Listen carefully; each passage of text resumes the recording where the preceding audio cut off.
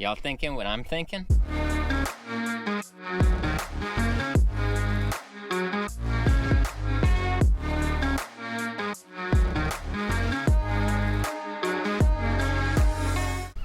I started my day in the northwest of Edinburgh in a quaint little seaside village called Cramond, specifically Cramond Island, and it can only be accessed via a causeway that connects the mainland to the island and is about 7/10 of a mile long. Now, the causeway is safe to cross at low tide when it's exposed, but at high tide it becomes quite dangerous as you could get swept away by the quickly rising water. You'll notice a row of massive concrete pylons on one side, which were constructed as an anti-boat boom during World War II to prevent access to enemy ships.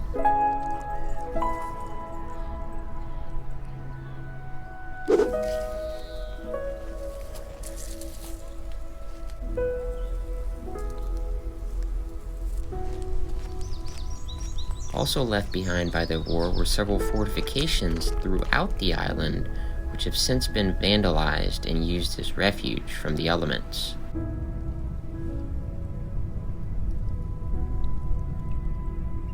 After spending a little over an hour on the island, it was time to head towards the city center. But I had a problem. Due to road repaving, the bus route in the area was being severely affected. And instead of coming up to my stop now, the buses were undercutting the route, missing several other stops as well along the way. But the road closures didn't seem to affect some locals who, try as they might to have their way, were soon greeted with the bad news. So now, with a bit of walking ahead of me, I traveled down the closed road and I actually stumbled upon a castle. But I decided not to go take a look and figured I might save it for a later day. Eventually, I made it to the closest bus stop that was still being serviced. And about 10 minutes later, one of the bus routes arrived, getting us back on our way. Before you know it, we were on Princess Street, home to the city's most vibrant sounds and sights alike.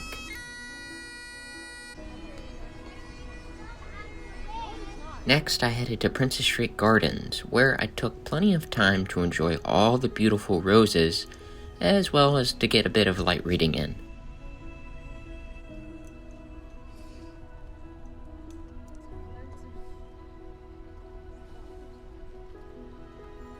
Now it was time to make it up to the castle, which was getting ready for all the upcoming festivals in the month of August.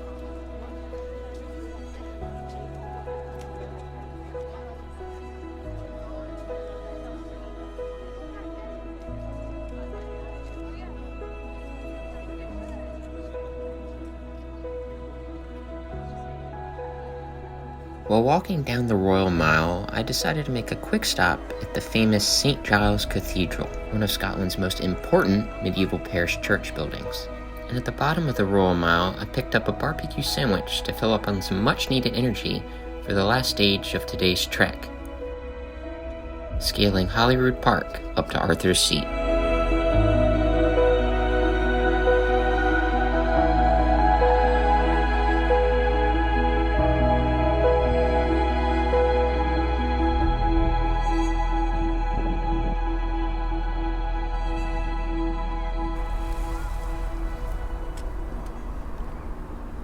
Made it to Holyrood Park to hike for the first time, and we're gonna start at the front of the park, do a little hill to kind of get the blood pumping, and then make our way right on up to there. That's Arthur's Seat. Can't wait. See you at the top.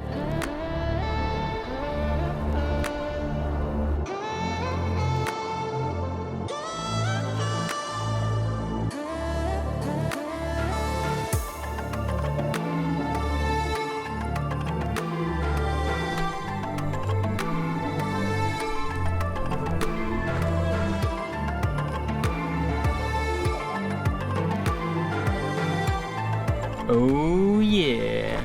Y'all thinking what I'm thinking?